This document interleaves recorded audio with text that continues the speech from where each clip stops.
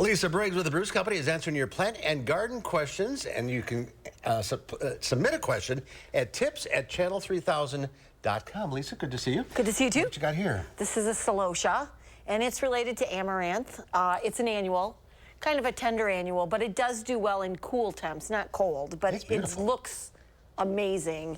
Yellows, different shapes, like this is a plume here, and then here, there's a little bit of what they call a coxcomb.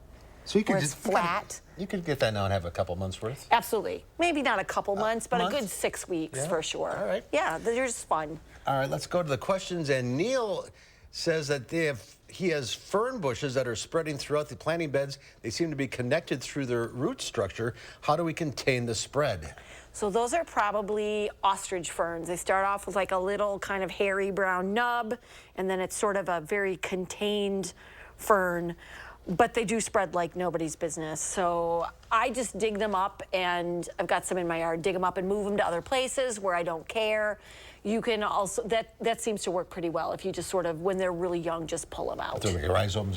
They're rhizomes, so they're connected, so it's kind of hard to use some herbicide on them, unless you want to kill all of them. No, you don't want to do that. Right, and they're usually mixed in with other things, and so you don't want to risk having those other plants damaged. Sure. All right. So Nancy wants to know if she can plant a tree now or wait until spring.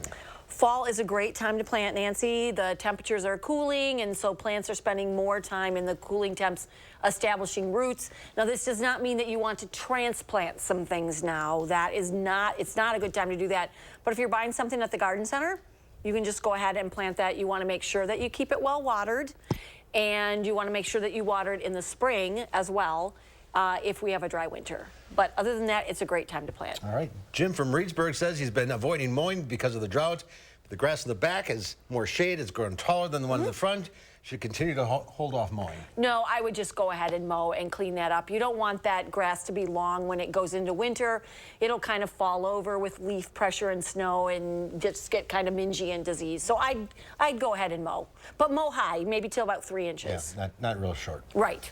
All right, Steve wants to know that he has morning glories that have tremendous growth but no blooms yet. Any tips to encourage blooms before the frost? Well, I don't know about that. Morning glories do well in a cooler temp. They might still flower, but what I would do is if you were fertilizing at all in your beds and you want to try them next year, I would make sure that you use a fertilizer where that first of the 3 numbers, that nitrogen number, is lower than the other 2. Sometimes heavy nitrogen fertilizer will cause plants to do a lot of rampant green growth at the expense of anything else.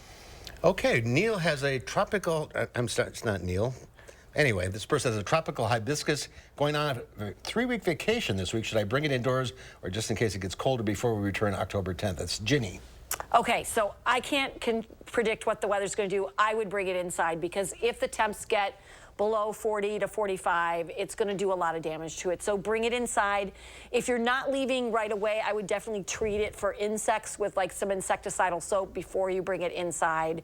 Any little pests that you bring in that are not a big deal outside will quickly become a big deal in your house. All right.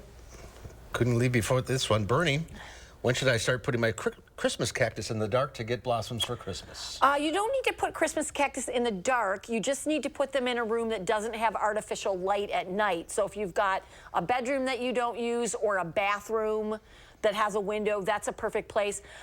You can also leave it outside, though. Christmas cactus can handle some cold temps. So you can leave it outside till it gets 45 at night, and it'll be fine. And that will help. It just needs, it's a day length thing that it needs to, that's what triggers the flower buds. Okay, we're out of time. If you wrote in, I'm going to forward the questions to Lisa, and she'll respond either directly. This afternoon or tomorrow morning. Yep. Okay. Yeah. Thank you all for the questions. Here's Greg.